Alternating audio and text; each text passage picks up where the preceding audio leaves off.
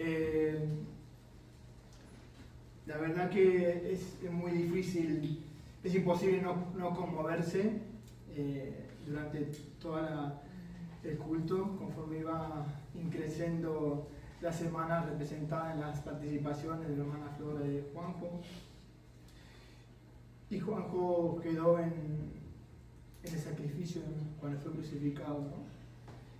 Y después pasó el día sábado. Yo ayer intentaba de alguna manera intentar ponerme en el lugar de estas mujeres y los discípulos, ¿no? La persona probablemente más importante de su vida, con los que habían pasado tanto tiempo, que les había devuelto su identidad, les había devuelto su sentido de ser, porque eran personas que estaban desarraigadas del mundo, despreciadas desde María Magdalena y tantos otros que le seguían. Y todo pasó muy rápido. Alrededor de las 12 de la noche lo capturan, juicios durante la noche, la madrugada que estaba prohibido, a la mañana temprano, ya a las 9 ya estaba crucificado. ¿Qué pasó? ¿Qué se le había pasado por la cabeza? Pensaba en ese momento, mientras miraban todo lo que ocurría, ¿cuánto habrán pedido a Dios, por favor, que no le sigan pegando, que no le sigan torturando? Y rogándole a él, defiéndete, haz algo, si tú tienes poder, si nos has demostrado que tú puedes levantar a los muertos, que podías sanar a los enfermos, haz algo. Y estaba ahí también su madre, y cuánto dolor y cuánta angustia y cuánta tristeza. Y pasan el sábado, y ellos el sábado no podían moverse, no podían ir a visitar la tumba, no podían ir a trabajar, subir cualquier cuesta, caminar más de un tramo, y esperando toda la noche de vigilia, esperando lo peor, ¿no? Imaginándose ir hacia ese lugar, limpiar el cuerpo, ungirlo. Qué tristeza, ¿no? Pero aquí que no ocurre eso. Ellos cuando llegan, vamos a leer lo que dice Lucas 24, del 1 al 11. El primer día de la semana, muy de mañana, vinieron al sepulcro, trayendo las especias aromáticas que habían preparado y algunas otras mujeres con ellas. Y hallaron removida la piedra del sepulcro, y entrando, no hallaron el cuerpo del Señor Jesús. Aconteció que estando ellas perplejas por esto, he aquí se pararon junto a ellas dos varones con vestidos resplandecientes, y como tuvieron temor y bajaron el rostro a tierra, les dijeron: ¿por qué buscáis entre los muertos al que vive? No está aquí, sino que ha resucitado. Acordaos de lo que os habló cuando aún estaba en Galilea, diciendo: es necesario que el Hijo del Hombre sea entregado en manos de los hombres pecadores, y que sea crucificado y resucita el tercer día. Entonces ellas se acordaron de sus palabras, y volviendo del sepulcro, dieron nuevas de todas estas cosas a los 11 y a todos los demás. Eran María Magdalena y Juana, María la madre de Jacobo, y las demás con ellas, quienes dijeron estas cosas a los apóstoles. Mas a ellos les parecía locura las palabras de ellas, y no las creían. Estos eventos que hemos relatado, Semana Santa, se vive de muchas maneras, como decía Juanjo, ¿no? Algunos de vacaciones, algunos para estar sentados igualmente, y tiene un poco también de un arraigo cultural, de algo religioso, ¿no? Un aspecto de heredado. Hemos nacido, hemos criado, hemos estado en el occidente, y hemos recibido tradiciones, mezclas, películas, costumbres. Muchos han conocido estos eventos a través de series, a través de películas, pero como decía Valeria, ¿qué es lo mejor que consultar con los que fueron testigos presenciales? No dejarnos guiar por todo lo que oímos y por todo lo que vemos. Nosotros nos limitamos a lo que dice la palabra de Dios. Y hay un aspecto religioso, la Semana Santa, donde hay mucho fervor, donde hay mucho entusiasmo, donde hay mucha energía, donde hay muchas representaciones. Me acuerdo que hace unos años tenía un compañero de trabajo que todos los días blasfemaba. Tenía la palabra que tienen mucho en España constantemente, en Dios, constantemente. Pero me decía, ahora viene Semana Santa y él tocaba la trompeta. Y con un entusiasmo viene la Semana Santa y estuve ensayando con la trompeta y hizo un fervor y tocaba la trompeta y llegaba hasta sangrar de tantas horas que tocaba. Y el día martes, después que pasaba todo volvía a la normalidad. Eso no es como nosotros lo vivimos. Eso no es como nosotros lo sentimos, porque tenemos un profundo respeto y gran reconocimiento por ese sacrificio. También se suele utilizar mucho las palabras cuando uno va a un funeral, ¿no? De un familiar, de un compañero de trabajo, de alguien. Y hacen referencia a la resurrección, ¿no? Cuando está el muerto ahí y están las palabras que siempre dicen, ¿no? Yo soy la vida, el que cree en mí, aunque esté muerto vivirá, y todo aquel que vive y cree en mí no morirá eternamente. ¿Crees esto? Yo lo he escuchado de muchos sacerdotes, curas, pastores, muchos que pronuncian estas palabras. Y la gente que lo escucha dice, como diciendo, bueno, algún consuelo, ojalá sea cierto, ojalá sea así. Es una forma de decir, bueno, no es un hasta nunca, sino que hay una pequeña espera, aunque no crea, pero en ese momento es algo a futuro. Después hay otro aspecto que es el aspecto histórico, que recordamos como algo que pasó hace mucho tiempo, hace 2000 años, en una aldea de Oriente. Es algo que pertenece al pasado y la gente suele ir a visitar esos lugares, ¿no? De Jerusalén, y van y quiere ver el Santo Sepulcro y quiere ver, o sea, hay un fervor y un entusiasmo, pero por todas estas cosas, por cultura, por el religioso, por algo que tiene que ver con las tradiciones. ¿Cómo lo vivimos nosotros? ¿De qué manera nosotros lo vemos y qué significa para nosotros? La resurrección es más actual que nunca. Es algo del presente. No solo es algo del pasado que sucedió hace 2000 años, no solo es algo que esperaremos después de morir, que sí, que vamos a resucitar, que al final todos concluimos, bueno, sí, algún día será. Pero nosotros, las palabras que dice nuestro Señor Jesús, está en Efesios 2, del 1 al 9. ¿Y cómo nos considera a nosotros Dios? Que también lo dijo el apóstol Pablo, nos considera como muertos. Todo lo que sea religioso, todo lo que sea tradición, todo lo que conocemos de Dios de alguna manera y no tenemos esa relación íntima con Dios, nos considera muertos. Y dice, y Él os dio vida a vosotros cuando estabais muertos en vuestros delitos y pecados, en los cuales anduvisteis en otro tiempo, siguiendo la corriente de este mundo, conforme al príncipe de la potestad del aire. Hace referencia a Satanás. El espíritu que ahora opera en los hijos de desobediencia, entre los cuales también nosotros vivimos en otro tiempo. Hace referencia a que en un tiempo estaban muertos espiritualmente, haciendo los deseos de nuestra carne, haciendo la voluntad de la carne y de los pensamientos, y éramos por naturaleza hijos de ira, lo mismo que los demás. Pero Dios, que es rico en misericordia por su gran amor con que nos amó, aun estando nosotros muertos en pecado, nos dio vida juntamente con Cristo, y juntamente con Él nos resucitó. Y asimismo nosotros entramos en lugares celestiales con Cristo Jesús para mostrar en los siglos venideros las abundantes riquezas de su gracia, en su bondad, para con nosotros en Cristo Jesús. Porque por gracia sois salvos por medio de la fe, y esto no es de vosotros, pues es don de Dios, no por obra, para que ninguno se gloríe. Entonces nosotros vemos que como hemos sido constituidos cuerpo, alma y espíritu, tenemos el cuerpo, que es la parte visible, que todos sabemos, el alma, que es el asiento de las emociones, del intelecto, de la voluntad, y hay una parte que es el espíritu, que es la parte del ser humano que conecta con su Señor.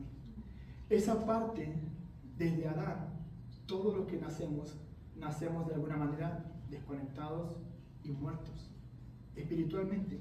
Entonces buscamos a Dios de manera compulsiva. por lo que vemos, por lo que nos cuentan, y queremos tener una relación con Dios de una manera, a nuestra manera. Bueno, le rezo cuando necesito ayuda, me acerco a Él cuando estoy mal, si quiero voy, si no, no voy. O sea, es una relación tibia, es una relación alejada, y eso es estar muertos para el Señor. Y Él dice que Él es el único que nos puede dar la vida. Es el que nos puede resucitar a nosotros, no en un futuro, sino espiritualmente ahora. Y es una decisión que nosotros podemos tomar. Porque ¿cómo se consigue? No es por obras, no es por algo que yo tenga que hacer, no es por un sacrificio que yo tenga que hacer, porque ya lo he mencionado, ya el sacrificio está hecho. Lo tengo que hacer por medio de la fe. Tengo que creer completamente en el Señor. Tengo que creer completamente en su sacrificio, en su deidad, en que Él dio su vida por mí y que yo merecía ese lugar. No una creencia intelectual, sino una creencia que realmente te conmueva y te mueva. Es como cuando en un lugar, si te dicen que hay un incendio,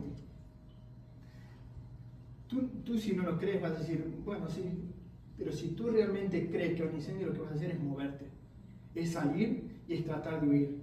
Cuando tú realmente crees de todo corazón en sus palabras y en lo que Él dijo, tú te tienes que mover. Tu vida no puede seguir igual, tu vida tiene que cambiar.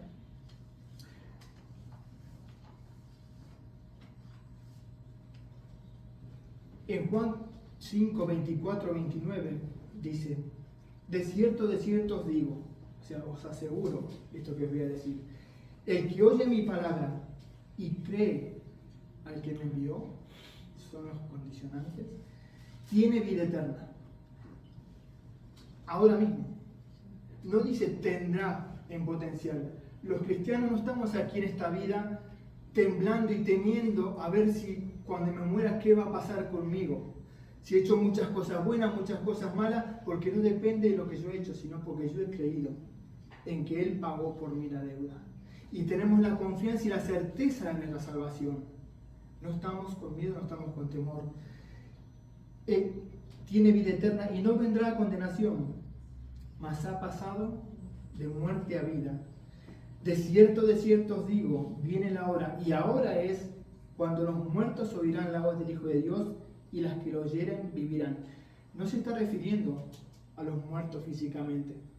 Según el contexto, se está refiriendo a los muertos que son aquellos que no han aceptado a Jesús en su corazón, a los que no tienen esa vida espiritual, a los que no han sido sellados, bautizados con el Espíritu Santo del Señor. Y esa es la manera en que nosotros podemos acercarnos a Él confiadamente y podemos volver a conectarnos y tener una relación íntima, ya no religiosa, ya no por conveniencia, ya no porque es cultural, ya no una vez al año, ya no en las fiestas, Navidad, Pentecostés, Pascua, sino una vida de relación completa con Él. Porque después sí hace referencia a los que mueren. Nosotros tenemos que tener en cuenta de que la eternidad y la resurrección se define en esta vida, no se define en la otra vida. En la otra vida ya es tarde. No es que, bueno, cuando vaya al cielo voy a tener otra oportunidad, no sé, en el limbo, tener una oportunidad en el purgatorio. Esas cosas no existen bíblicamente.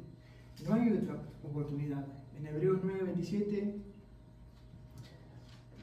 hay una declaración muy contundente.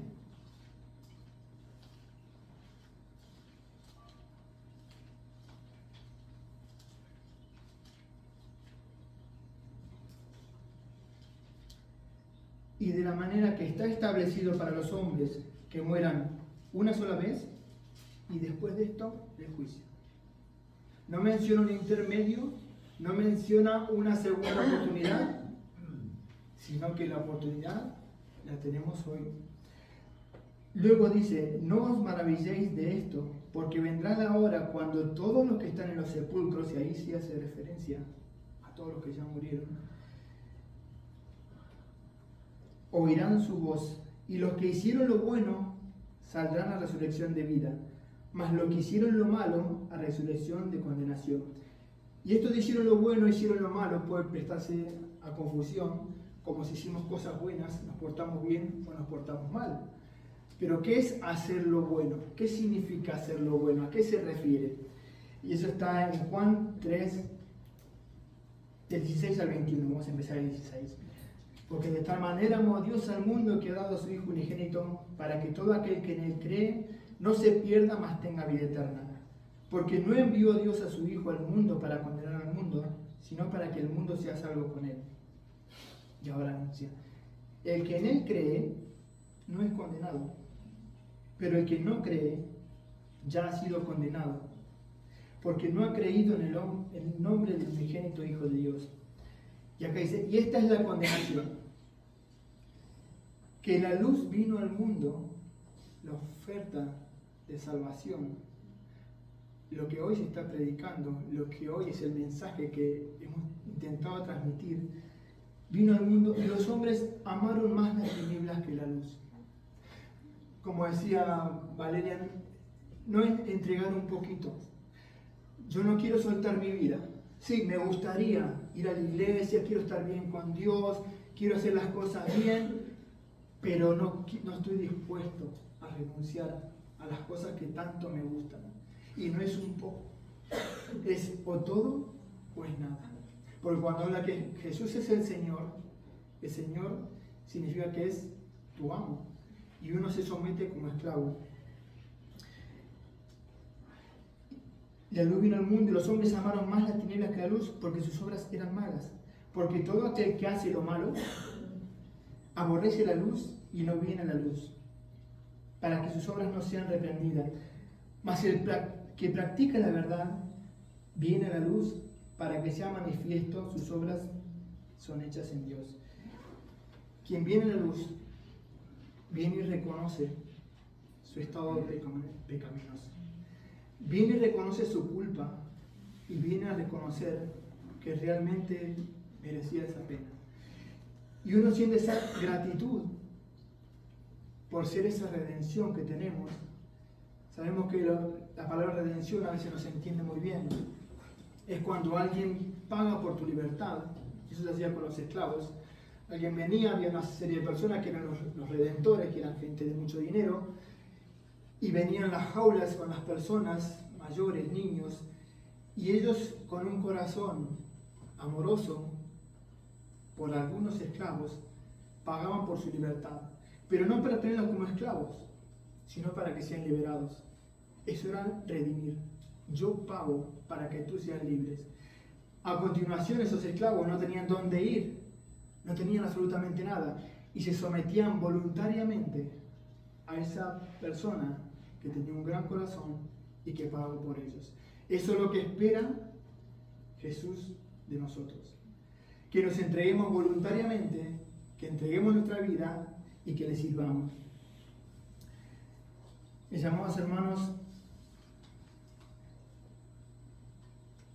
la resurrección de Cristo tiene tanto que ver, porque si no tendría sentido estar aquí. Si nosotros solamente esperamos, como dice Corintios, en Cristo, sabiendo de que Él no resucitó, no tenemos garantía de nuestra vida. No tenemos garantía de que Él nos haya justificado. Por eso mismo, en 1 Corintios 5, del 14 al 22, dice: si Cristo no resucitó, vana es entonces nuestra predicación, vana es nuestra fe. No tendría sentido, sería una religión más. Tenemos el budismo, que su líder mayor, Buda, está su tumba, que se puede visitar. Está también la tumba de los musulmanes de Mahoma, que también se puede visitar. Pero el cristianismo es la única religión que el que la fundó, su tumba está vacía. Y nosotros eso es lo que predicamos, eso es lo que transmitimos, y este es el mensaje que ya lo mencionó Juanjo, que hoy es el día de arrepentirse, de cambiar tu mentalidad, de poner tu vida al servicio de Cristo, para poder, cuando seamos resucitados, ya no vayamos a juicio, sino que ya estemos redimidos por el Señor. Que el Señor los bendiga. Amén.